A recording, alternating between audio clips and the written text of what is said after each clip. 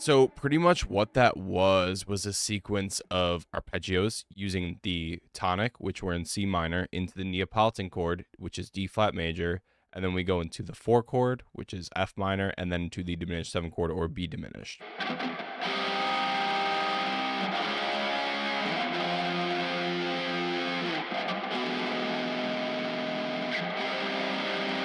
So the theory behind this is actually relatively simple. Basically, all we have is, since we're in C minor, we have our C minor chord. Then we go into our N6, which is basically a symbol for Neapolitan in first inversion.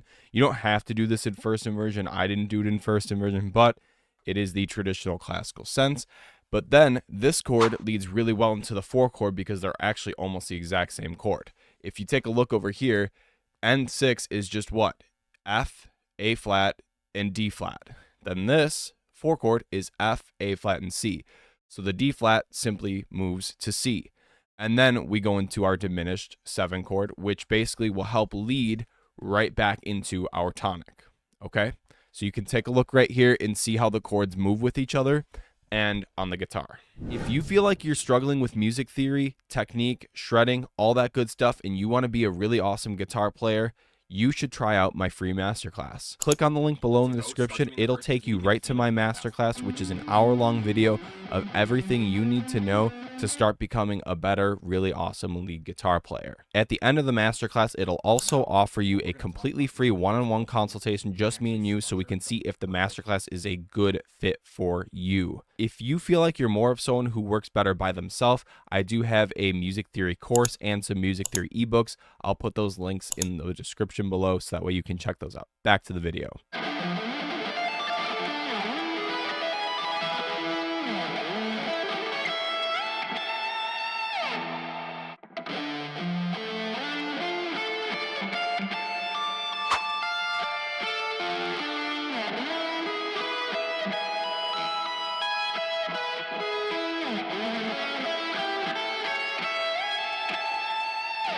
So pretty much to explain music theory of a secondary dominant chord, if you want a really good in-depth, I have a video on that, so definitely go check that out. But to summarize this specific chord progression, basically it's a simple 1 in D minor into a 5 of 5, which you go to the 5th of D, which is A, then you go up another 5th to get the chord E.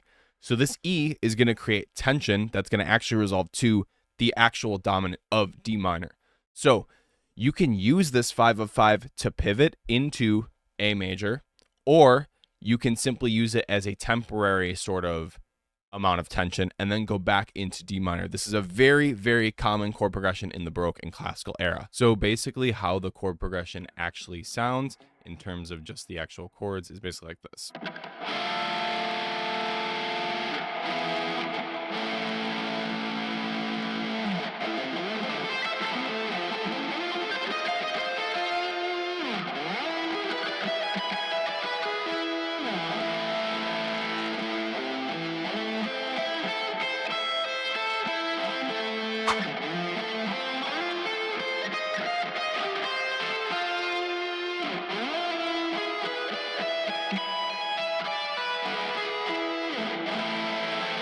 So the augmented 6 chord can actually be really easy, especially when you use the German augmented 6. That's usually my go-to for teaching it to people because it's the easiest one in my opinion.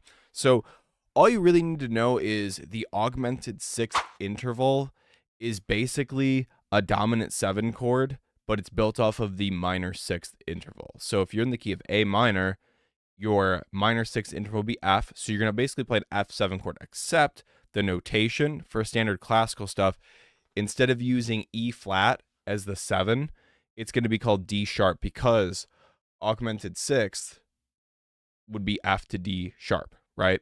So it's a little confusing with that sense, but just think of it as an F7 chord for that. And then you can go to your dominant chord. So it's a really spicy way to add to your stuff.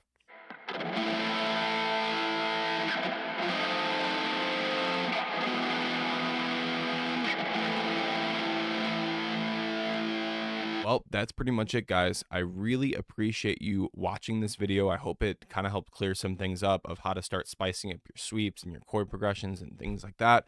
If you want more videos like this, let me know down in the comments. Check out some of the links that I have below for some more help with your music theory and your shredding, and I'll see you guys in the next video.